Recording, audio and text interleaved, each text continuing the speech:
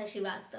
मुख्यमंत्री चौहान ने उच्च शिक्षा विभाग द्वारा नई शिक्षा नीति के अंतर्गत कृषि और पशुपालन से संबंधित रोजगारोन्मुखी पाठ्यक्रम प्रारंभ करने के संबंध में किए जा रहे प्रयासों की जानकारी प्राप्त की।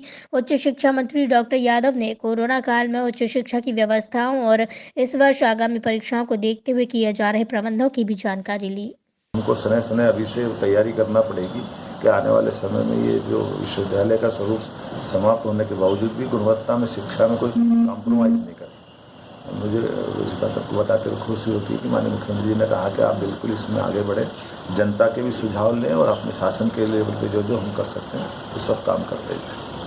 सर, आपने कहा है कि एक नवाचार करने जा रहे हैं कि कॉलेज गाँव को गोद लेंगे, तो उसमें क्या विकास कार्य रहेगा कि शैक्षणिक उसमें गतिविधियां बढ़ाने रहेगी, क्या कुछ रहेगा उसके बारे में थोड़ा सा?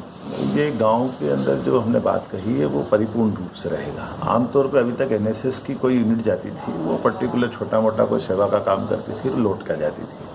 अब गांव के अंदर हमारे प्राचार्य उसके लिए गांव के लिए जवाबदार रहेंगे। गांव का अंदर से उनका सहभागिता करना, उनके अंदर छोटे मोटे विकास की बात तो ठीक है, बच्चों की पढ़ने की रुचि कैसी है, भाग्य में उनको किस किस परिवार में क्या क्या मदद हो सकती है, गांव के अंदर जो विकास की भावी संभावना 15-20 साल का मास्टर प्लान क्या हो सकता है, शासन की कौन कौन सी योजनाओं का क्रियान्वयन हो रहा है, कौन सी कमजोर जा रही है। तो ऐसे कुल मिलाकर के सहभागिता ऐसी रहेगी कि गाँव और कॉलेज एक तरह से एक दूसरे के पूरक बने।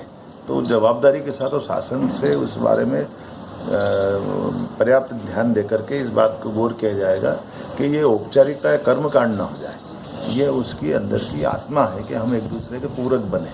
तो इस तरह से चूँकि ये बात सही कि पिछड़े गाँवों के अंदर अगर थोड़ा भी ध्यान दे देते हैं तो शासन की योजना तो इतनी सारी है कि हम उनका जीवन स्तर बदल सकते हैं। लेकिन अगर हम पर्याप्त रूप से ध्यान नहीं देते हैं तो ये बीच में कहीं इसकी कमी रह जाती है, इसकी पूर्ति करने की दिशा में हमने कदम बढ़ाया।